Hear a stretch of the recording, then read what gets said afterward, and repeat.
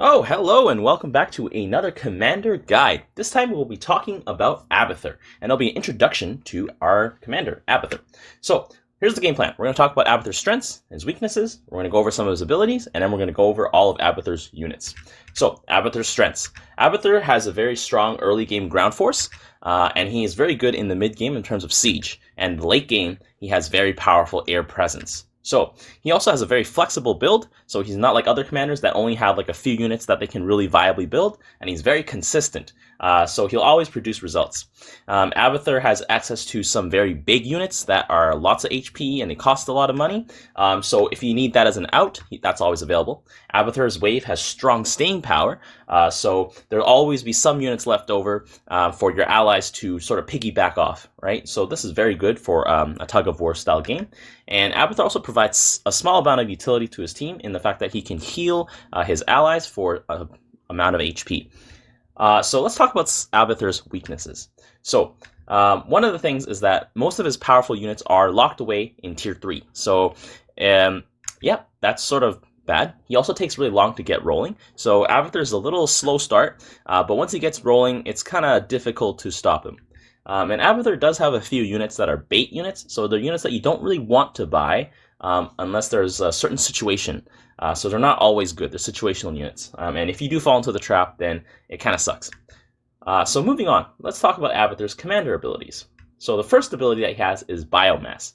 So Abathur gets a charge of Biomass every 3 minutes, and Biomass will buff one of his units, giving them 300% bonus max HP, 10% lifesteal, 100% attack speed, and energy regeneration if it matters. So safe to say, Biomass is very good. Some units will need 1 Biomass to empower, other units will need 2 Biomass to empower, and the only unit that needs 3 Biomass to empower is the Devourer, but we'll meet that unit when it comes. Next, we have the Toxic Nest. So Toxic Nest is just a small sort of defensive trap that Abathur can place down in addition to the other defensive structures he can place. They do 125 damage to ground units, and it takes 40 seconds for them to arm. So once you place it, you have to wait 40 seconds before it becomes usable, and if your opponents activate one of them, they also have to take 40 seconds before they become active again, or else that'd be too good, right? Every wave, 125 damage to whatever's on the ground. Way too good. Okay, and then now we have Mend. So Mend is Abathur's sort of utility ability. So he can heal his own units for 100 HP immediately, and then they also heal for 50 HP over 7 seconds, right? But the thing is, Abathur can also use this to heal his allies' units as well, right? So there's a little bit of utility in that, but it's not really too strong of an ability, but it's useful, right? It's useful, especially if you're trying to go in for that final push. And Abathur can hold up to 3 charges of Mend, so you can just spam all 3 at the same time, or you can just sort of drop it here and there when you need it. But it's on really low cooldown for an activated ability, so you are probably going to get lots of stacks really fast. Okay, so now that we have the abilities covered, let's talk about Abathur's units. So these are Abathur's Tier 1 units. So first we'll have the Val Roach. So the Val Roach is probably one of the best Tier 1 units out there. For 75 minerals, you get a unit that has a lot of HP, and it has special auto attack. So when they attack, they actually slow the enemy's attack speed, meaning they actually deal more damage because they will eventually, the enemy's attack speed will get slowed to a point where they will actually stop attacking. Like they might attack like once every 3 seconds or 4 seconds. So they're effectively stunned. So the Val Roach is very good because of that. And they also have a special interaction with Biomass. So if you give a Val Roach 1 Biomass, it'll get all the stats the Biomass gives, but it also gets +5 armor. So it's very strong. But it only attacks ground units, which is kind of a shame. Next, we have Abathur Swarm Queen. So Abathur Swarm Queen is a sort of durable, low DPS sort of tank, sort of starter tank. In the late game, the Queen isn't really that tanky anymore, but she is tanky because of the fact that she can heal herself and her other allies. So if you get a bunch of Queens out, they'll just sort of heal each other for little bits of HP, but they don't do enough damage. So you're going to need some roaches to help you frontline and do damage.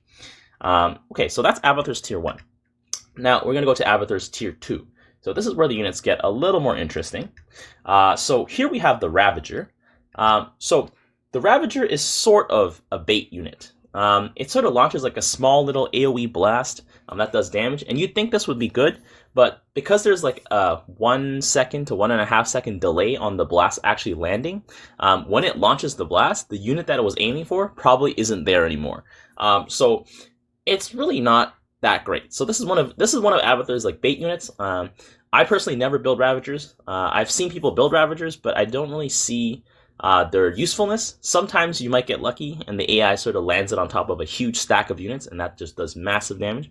But other than that, it's sort of like maybe you shouldn't buy this sort of unit. But I have yet to see them perform well, so that's probably why I have this bias. Next, we have the Swarm Host. So the Swarm Host is Abathur's siege unit for ground, and it is the unit that makes Abathur's wave so consistent and long-lasting. Because the Swarm Host will spawn 2 locusts, which are those 2 little tiny bugs over there, for free every 28 seconds. So it attacks by burrowing into the ground, spawning these 2 units, right? So normally when you summon your wave, right, it just goes in and then it fights and then it dies. But with the Swarm Host, it sort of stays there and it continually generates new units. So this literally prints you units for your wave. So it's safe to say it's very good. If the Swarm Host can spawn at least 2 or 3 waves of locusts, it has already paid for itself, because your opponents will have to pay for units in order to kill these locusts, right? And if your opponent has a lot of very small, low HP units, the Swarm Host will absolutely rip them apart.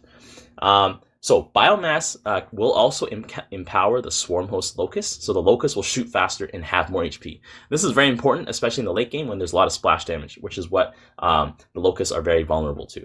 And you honestly have to counter Swarm Host, or else you are going to just get swallowed by tons and tons of cockroaches. But yeah, this is Abathur's siege unit. Next, we have the Devour. This is the unit that makes Abathur's air decent. I'm just going to say decent because it's a very tanky air unit, and it will go toe-to-toe with basically any anti-air unit out there. Unfortunately, the Devour cannot hit ground units, but it's very powerful. It does 30 damage to armored air units, and it has 2 armor for itself, so it's very tanky. And it has an active ability that does splash damage to, I think it can hit ground units as well. It does splash damage, and it also removes armor from the unit that gets hit. So the Devour is sort of the mainstay air unit that you really want to be building on Abathur, but there are certain scenarios where the Mutalisk is very good. So the Mutalisk is a situational unit. So if you're against a certain commander, such as Karax, Mutalisks are very good against Karax because they can be upgraded to do double damage against armored units. And Karax will like to build carriers, and Mutalisks, when they auto-attack, they will bounce their auto-attacks to the next closest target. Which means if Karax has 1 carrier or 6 carriers, because Mutalisks can bounce 6 times, it's the same effective HP pool. Normally, you'd have to auto-attack everything, right, 1 at a time, all the different carriers. But with the bounce, it'll hit all of them at the same time, doing 16 damage to all of them at the same time, which is huge, right? The only problem is Mutalisks don't have that much HP, and they will die horribly to area of effect damage. And there's the Overseer. Every commander has some form of detection. The Overseer doesn't really do much. It just sort of sits there and detects cloaked and burrowed units. This is so that you don't have to scan. But other than that, nothing special about the Overseer. So let's progress to Abathur's Tier 3 units. This is where the real juicy stuff is. So first we have the Guardian. So the Guardian is sort of a ranged siege tank. It has very long range, and it will shoot ground units, only ground units, right? And it's very good against high HP targets. So if your opponent has built Ultralisks to counter your Swarm Host, Guardians can take care of those Ultralisks because they do lots of damage per hit. However, switching into Guardians will be a bit slow. So Abathur, consistent, slow and steady. Yeah, this is a really great unit. Next, we have the Leviathan. It's a massive flying air tank. It has 1,000 HP, and its sole job really is to just tank for your Devourers, and maybe the tank for your Mutalisk as well, because it costs a lot of minerals, right? 825 minerals is an insane amount, and you really don't want to be building Leviathans as your first thing, because they'll lose horribly to most of the anti-air units out there, but they are good as like a sort of cherry on top of your build sort of thing, that you want to just, oh, my Devourers are dying too quickly, just pop a Leviathan down. And also, something to note, the Leviathans cannot take biomass, because this is sort of like the end game evolution, so there's no real need to evolve it anymore. Because if a Leviathan could take biomass, I think that would be really dumb. 4,000 HP, that would be insane. But who knows, maybe in the future this will change. And next we have the Brutalisk. So the Brutalisk is what I would call the trap unit, the biggest trap unit of all. The stats look very good, right? 1,500 HP, only 675 minerals. It can attack air and ground. That's insane. But here's the thing, right? For the cost it takes you to build one Brutalisk, you could build 9 Roaches. Now, but you also have to factor in the fact that in order to get the Brutalisk, you have to tech up twice. And each of those tech ups costs money, right? So really the Brutalisk, your first Brutalisk, is probably closer to 1,200, 1,300 minerals, right? And for that, you could have bought 18 of these Roaches. Now, these Roaches, because there's 18 bodies, it's actually 18 times 16 for their DPS. And that rounds up to, quick maths, here we go, around 300 damage per second, because they're all shooting something else, right? In direct strike, you want to have more bodies on the ground. And a Brutalist, just one big target, is going to get chunked down by a bunch of Immortals or a bunch of other anti-armored units really fast. So you really don't want to be building Brutalists. If anything, just get more Roaches, get more Queens.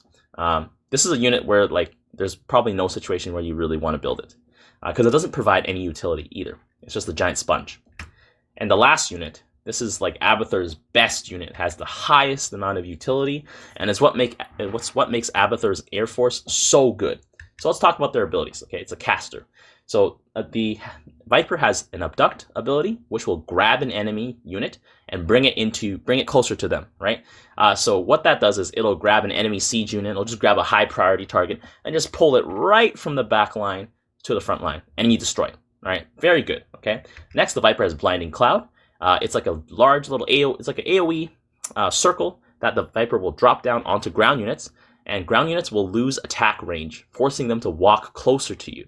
So this is effectively stunning your opponent's units because they can't hit you while you're hitting them. Safe to say, that's very good. And then we have Parasitic Bomb. This is what Abathur uses to annihilate enemy air forces. You just sort of shoot out this little bomb. It clings onto an enemy air unit, and it does damage around it up to 125. So I don't think the damage stacks, but the units in Starcraft like to clump up, so when it hits with Parasitic Bomb and then Devours also have area of effect attacks, yeah, your units aren't going to last long in the air. And finally, the Viper has Consume, and so Consume drains HP of friendly units to get some energy back so that you can keep on casting stuff. Vipers also have an auto attack, but they only hit air units. But Vipers are Abathur's best utility caster unit, and you definitely need to have a few of these. But other than that, this is it for the introduction to Abathur. Look out for the Commander Guide Abathur number 2, part 2, because I will be introducing Abathur strategies. So stay tuned for that. If you like this video, if you found it helpful, just leave me a like. If you want to see other commanders, drop me a comment. Be like, I want to see this commander next. But other than that, see you guys next time.